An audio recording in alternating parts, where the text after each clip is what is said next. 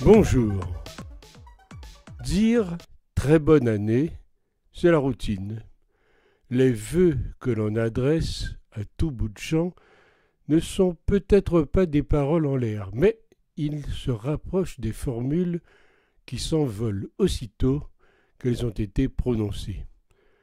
Aussi légers, et il faut le reconnaître, aussi convenus qu'ils puissent parfois sonner à nos oreilles, ils ne doivent cependant pas nous paraître inutiles tant ils participent à ce que l'on appelle la courtoisie ou, pour le dire autrement, à une façon d'entretenir le précieux lien social du quotidien.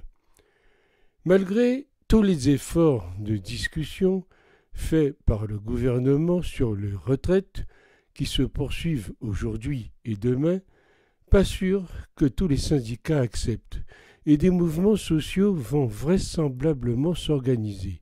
Est-ce que M. Macron et Mme Borne reculeront pour autant ? Il y a assez peu de chances, car il n'y a plus d'argent magique.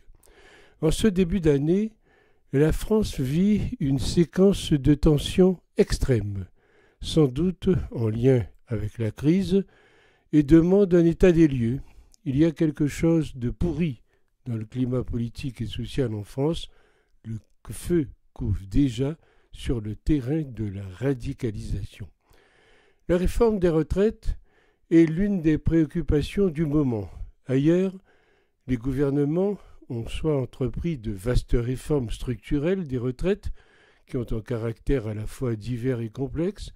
Elles ont comporté, entre autres, des relèvements de l'âge de la retraite, des changements des modalités de calcul des prestations et des baisses de la revalorisation des pensions réelles.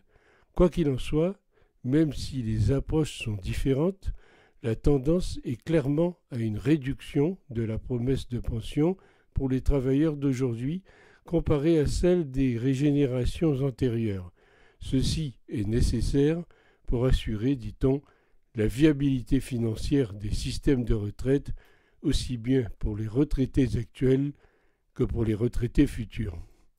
Officiellement, le projet de réforme des retraites voulu par le président Macron touche à sa fin dans sa phase de concertation, et le projet tel qu'il se profile ressemble forcément et fortement à celui qui était esquissé au début de septembre dernier. Concertation il y a donc eu, mais, sauf surprise, lors de la présentation du projet de loi par la Première ministre, Elisabeth Borne, elle n'aura pas servi à grand-chose, si ce n'est à faire illusion pour gagner du temps. Non négociable, mais amendable, pourrait être le slogan du gouvernement qui alterne sur ce sujet fermeté et ouverture dans un pas de deux qui entretient à dessein la confusion.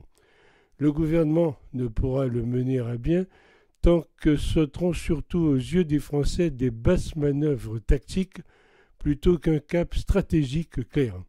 Des mouvements sociaux vont vraisemblablement s'organiser après le 10 janvier. Est-ce que M. Macron et Mme Borne reculeront pour autant ?